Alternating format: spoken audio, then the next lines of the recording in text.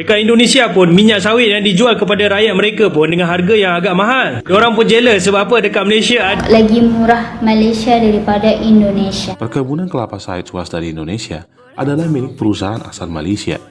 Naik turunnya harga komoditas sawit dikendalikan oleh bursa di negeri jiran.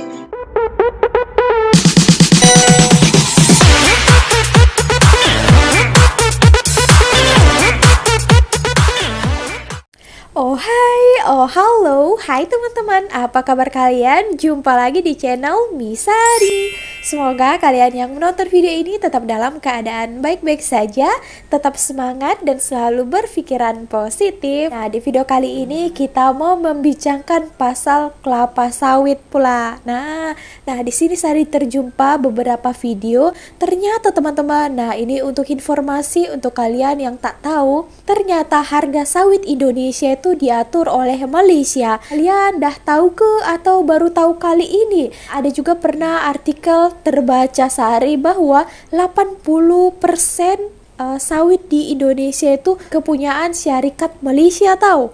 Wow, betul ke itu? Jom teman-teman, kita tengok nanti beberapa video ini yang menjelaskan seperti apa videonya. Jom kita tengok beberapa video ini. Tapi sebelum kita lanjut ke videonya, buat kalian yang baru saja tengok video Sari, jangan lupa untuk support Sari dengan cara klik tombol subscribe-nya. Oke, tanpa lama-lama lagi, jomlah kita tengok video ini. Indonesia adalah pengeluar utama dunia. Dekat Indonesia pun minyak sawit yang dijual kepada rakyat mereka pun dengan harga yang agak mahal. Betul, diorang pun jealous sebab apa dekat Malaysia ada minyak paket subsidi. Okey, jom kita tengok harga dekat Indonesia pula berapa. Saya ambil artikel daripada kompas.com. Korang tengok harga minyak sawit dekat Indonesia berapa? RM24,000. Kalau 2 liter RM47,000. Bagi mereka seumpama RM24 ataupun RM47 untuk 2 liter. Kalau kita convert dengan ringgit pun masih mahal. Korang bayangkan RM47 bagi duit dia 2 liter. Purata harga minyak sawit dekat Indonesia 1 kilo RM20,000. Bagi dia macam RM20 lah bagi kita. Mahal gila. Masalah kenaikan harga barang ni satu dunia mengalami masalah yang sama. Dalam bahasa lain, inflasi. Selaku orang yang macam saya ni, orang biasa je, apa yang kita kena buat? Kita enjoy je lah. Kalau hidup di sana jangan pernah sekali-kali dirupiahkan ke Indo, ya jelas semuanya mahal. Semuanya mahal di sini. Ada yang di sini murah, macam gula, beras, telur, mie instan, minyak lagi murah Malaysia daripada Indonesia. Mengapa harga sawit Indonesia diatur oleh Malaysia? Tingginya kenaikan harga minyak goreng di Indonesia disebabkan oleh tingginya harga bahan bakunya, yakni kelapa sawit dan CPO. Harga CPO dunia bernilai tinggi disebabkan karena harganya ditentukan oleh Malaysia dengan menggunakan mata uang ringgit Malaysia, dan itu terjadi hingga sampai saat ini. Oleh karena itu, mau tidak mau, para produsen minyak goreng harus menyesuaikan harga jual minyak goreng dengan harga yang tinggi. Penyebab mengapa penentuan harga CPO dunia berada di bawah kendali Malaysia adalah riwayat negara tersebut sudah pernah tercatat dan diakui sebagai produsen sawit dan CPO terbesar di dunia dalam jangka waktu yang cukup lama. Malaysia menetapkan harga komoditas sawit dan CPO dunia, termasuk untuk Indonesia, melalui Bursa Malaysia Derivatives. BMD sendiri sudah memiliki riwayat dalam perdagangan CPO sejak 1980. Faktor lain yang menyebabkan Indonesia tetap berada di bawah bayang-bayang Malaysia adalah begitu banyaknya perusahaan perkebunan kelapa sawit di Indonesia berasal dari Malaysia. Atas dasar itu, Tadi yang dikatakannya yang terakhirnya juga syarikat Malaysia yang punya. Wow, Sari baca Malaysia dan juga Singapura ya. Oke, sekitar 80%. Sari pernah terbaca macam itu. Wah, berarti banyak ya. Beberapa hari yang lalu Sari juga kepo-kepo tanya nenek Sari di Indonesia kan. Emang dekat sana minyak itu mahal ya teman-teman, boleh 2-3 kali lipat. Sari bagi tahu harga di sini berapa, dia terkejut. Kenapa di sana boleh murah? Seperti yang dikatakan Tuan tadi, di Malaysia itu minyak paket ada juga yang bersubsidi ya teman-teman. Itu juga salah satu penyebabnya di Malaysia ini murah kalau minyak makan, karena itu tergolong dengan barang-barang asas ya. Oke, kita bacakan komentarnya ya, karena dalam komentar banyak juga informasi. Lepas ada yang bertanya kan, dekat Indonesia tak ada Felda ke? Ada yang menjawab tak ada Felda. Kalau di Malaysia ada Felda kan. Pernah lawat ladang kelapa sawit dekat Medan tahun 2016. memang banyak ya, beribu ekar, tapi gaji sebulannya pekerjanya hanya 700 ringgit. Lepas ada yang berkomentar, patutlah Pak Jokowi terkejut, gaji kelapa sawit di Malaysia itu kira-kira 2.000 lebih ya. Ada juga dapat jawabannya, ternyata sawit Malaysia sudah unggul sejak tahun 80-an. Wow, hebat sekali ya teman. Jadi itu tadi ya, harga kelapa sawit di Indonesia itu diatur oleh Malaysia. Teman-teman, kita lanjut ya. Nah, ini ada video ya. Indonesia adalah penghasil kelapa sawit terbesar di dunia, tapi harganya yang tentukan malah Malaysia. Wow, hebat juga Malaysia ini ya. Wow, banyaknya kelapa sawit nih.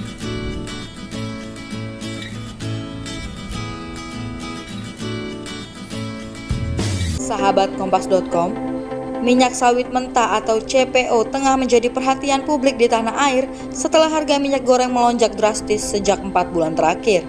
Oh, mahal ya. Seperti diketahui, Indonesia sudah menjadi produsen minyak sawit nomor 1 di dunia sejak tahun 2006, menyalip posisi yang selama bertahun-tahun sudah ditempati Malaysia. Oke. Produksi sawit Indonesia mencapai 43,5 juta ton dengan pertumbuhan rata-rata 3,61% per tahun.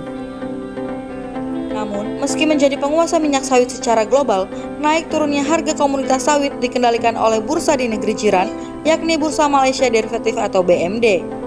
Wow, Malaysia yang tentukan Harga panenan harganya. perkebunan kelapa sawit di Indonesia ditetapkan melalui kontrak berjangka CPO di BMD. Besarnya pengaruh BMD dalam penetapan harga sawit global cukup beralasan, mengingat Malaysia sebelumnya merupakan negara penghasil CPO terbesar di dunia. Wow, terbesar di dunia. BMD sebagai salah satu penentu harga sawit global tak tergeser meskipun Indonesia belakangan menjadi penghasil CPO terbesar di dunia.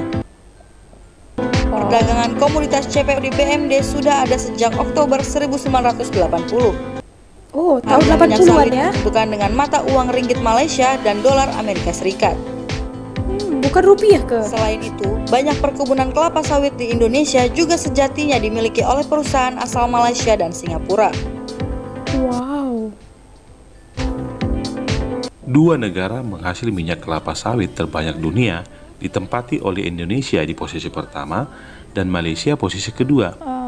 Video ini kami akan jelaskan siapa saja Raja Kelapa Sawit sesungguhnya. Raja kelapa Perkebunan sawit. kelapa sawit swasta di Indonesia tidak sepenuhnya dipegang oleh perusahaan asal Indonesia. Menurut data tahun 2012, luas perkebunan kelapa sawit di tanah air mencapai 8 juta hektar.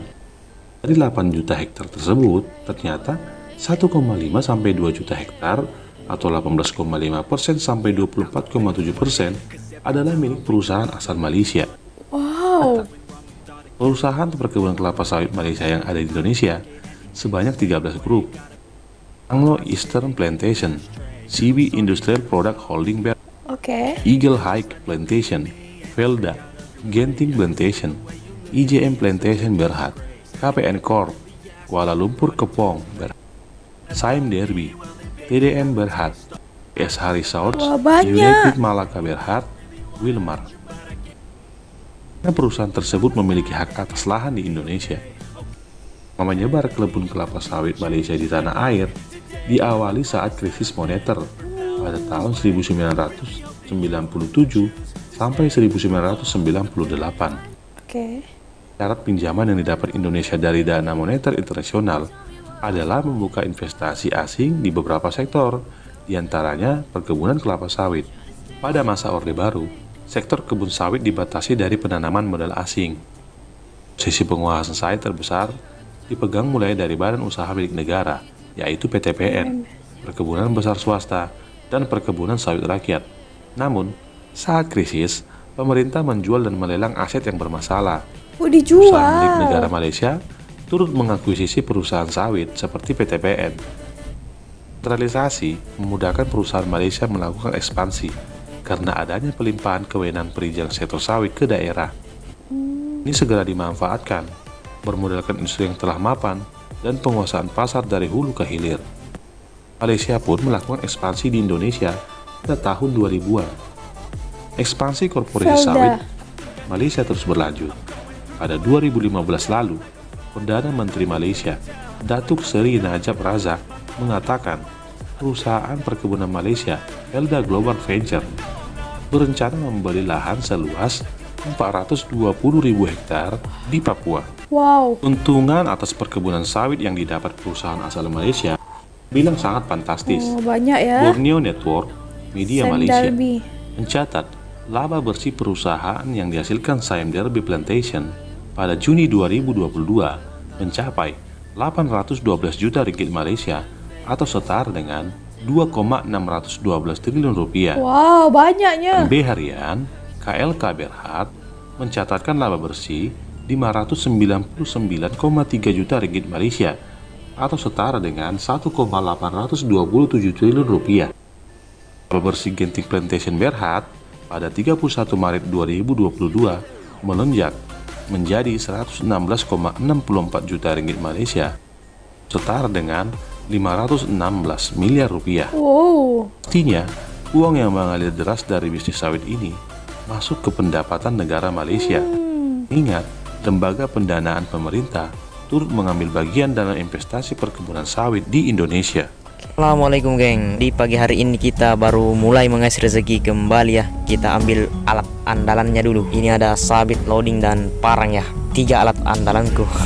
Sebelum saya buat video ini, subscriber channel JM Official sudah 98.000 ya. Jadi sisa 2.000 lagi baru kita akan giveaway egrek Pangping Pro nya geng. Jadi pantau terus ya, jangan sampai ketinggalan. Nah itu sana satu geng saya. Jadi kita baru datang semua ini ya, baru mau mulai kerja. Dan saya lihat di sini buahnya ada lah, walaupun lagi kurang buah, lumayan lah itu kalau ada 2 tan dan 3 tanan per pokoknya ya. Jadi di sini per tonnya itu kurang lebih 90 tandan baru ada 1 tonnya. Berarti kalau kita mau dapat 2 ton minimal kita ambil buah 250 tandan ya. Karena pendapatan kita dipotong 20% sama tukang tolaknya. Jadi kalau 250 tandan ada kita dapat 200 kan. Tidak lari sudah itu dari 2 ton. Kalau kita ratakan per hari 2 ton tidak lari sudah gaji 2000 lebih itu geng. Oke, kita mulai panennya. 2000 juga ya. Jadi gajinya. pelepahnya pendek-pendek seperti ini karena habis di pruning sama beko atau skavator. Cara potongnya dia tidak rapat masuk. Jadi seperti ini dia.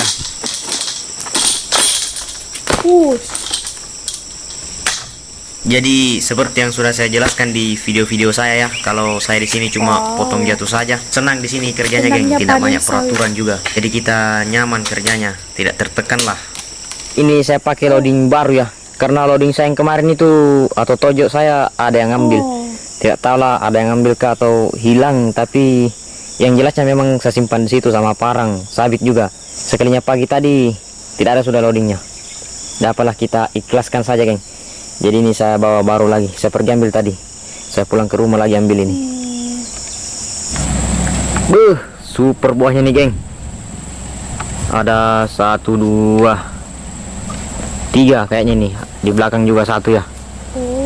Super besar buahnya nih.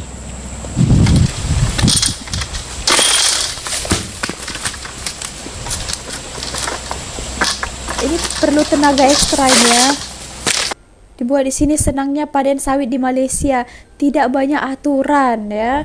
Di Indonesia mungkin banyak aturan ke.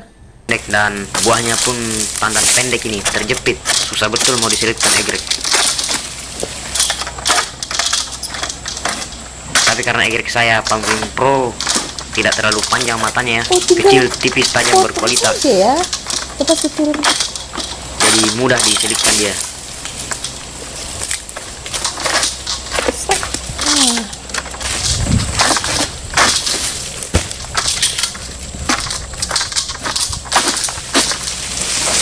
Ini perlu tenaga juga ini ya. Tadi katanya gajinya 2000, lumayan juga kan. Tapi ini penat ya kerjanya. Di sini bebas ya. Bebasnya seperti kalau mau berangkat jam berapa terserah, mau pulang jam berapa terserah. Yang terpenting kita kerja ikuti aturan di sini ya. Kerja bebas tapi gaji lumayan. Tergantung dari cara kita kerja. Kalau rajin banyak gaji juga geng. Tapi kalau malas tahu sendirilah. Besar-besar banyak geng ini. 3 tandan. Tidak lari dari 100 kilo ini 3 tandan ya. Rata-rata buah batu di sini banyak geng.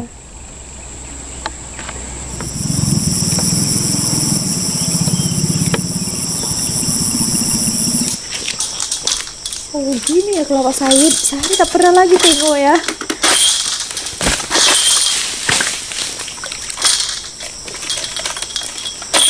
tapi pernah lalu saja, tapi tak pernah tengok langsung. Ini dia pelupa Dia begini yang dipotong bikin gitu ya, mampus. lepas itu Kalau jatuh. egrek biasa bisa-bisa patah ini kalau kita salah nariknya ya. Tapi kalau Pumpkin Pro dia hantam saja. Lihat ini ya. Oh.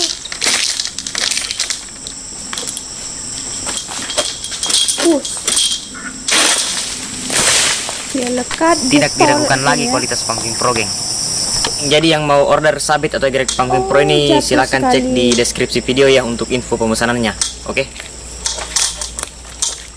Jadi di sini pokoknya tidak rata ya, ada yang pendek juga. Tapi karena saya cuma ada jual bawa juga. egrek saja, tidak bawa dodos. Jadi biarpun pendek, tetap saya pakai egrek.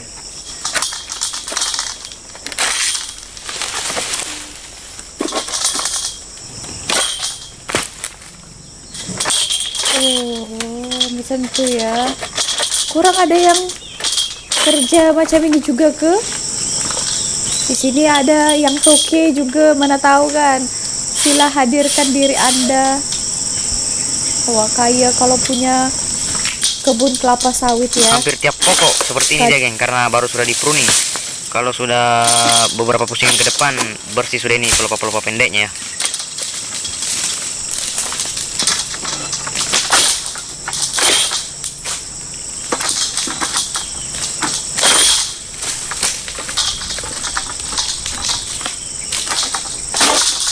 Serak.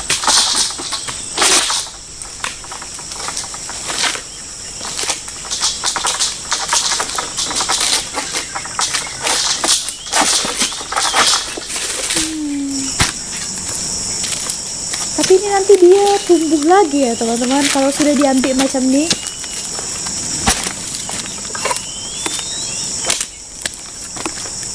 Wah, berat ini ya.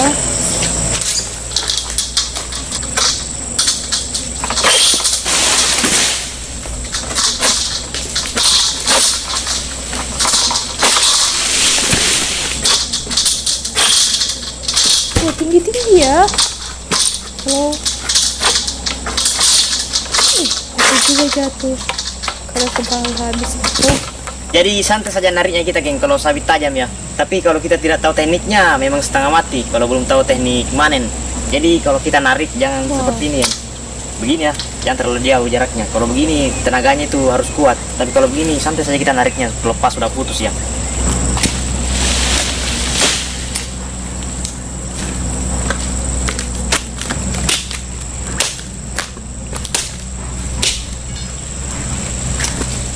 Jadi kalau kita mau gaji 2000 lebih per bulan di sini tuh minimal kita dapat 200 tandan per harinya ya, atau 250 lah, sama yang dipotong sama tukang langsirnya. Tidak lari sudah 2 ton itu per harinya. Jadi kali 1 bulan 30 hari berarti 60 ton. Tapi tidak mungkin kita 1 bulan full kerjanya kan, pasti ada cutinya juga.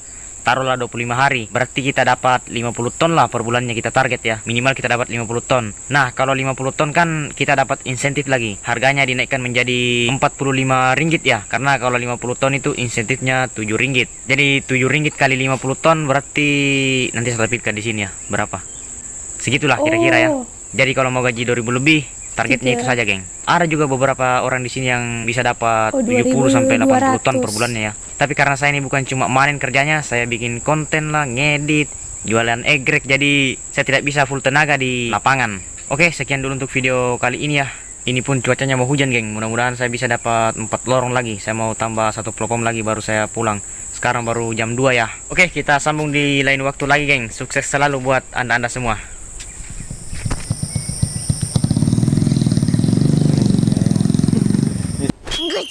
Teman, nah itu tadi yang video terakhir itu kata abang ini, senangnya panen sawit di Malaysia, tidak banyak aturan tapi gajinya lumayan. Tadi katanya gajinya 2000. Bolehlah juga kan, dengan dia tenaga juga itu ya, kena rajin juga, kuat macam itu ya. Kalau kita rajin mesti juga kita dapat lebih ya kan. Walaupun di Indonesia adalah penghasil sawit juga, banyak syarikat-syarikat Malaysia, kepunyaan Malaysia itu yang punya ya. Dan juga tadi katanya Singapura, Singapura juga. Wow, hebat juga ya Malaysia ini, kecil-kecil cili api. Boleh dia kuasai punya Indonesia pula. Wow, good job. Oke, so segitu aja video kali ini. Terima kasih telah menonton. Kalau kalian ada pandangan lain, kalian boleh komen di ruang komen dekat bawah. So, maaf juga kalau saya ada kesilapan ataupun kurang dalam penyampaian, kalian boleh tambahkan ya. Oke, so thank you again for watching. Jangan lupa untuk like, comment, dan subscribe. See you on my next video. Misari. Bye.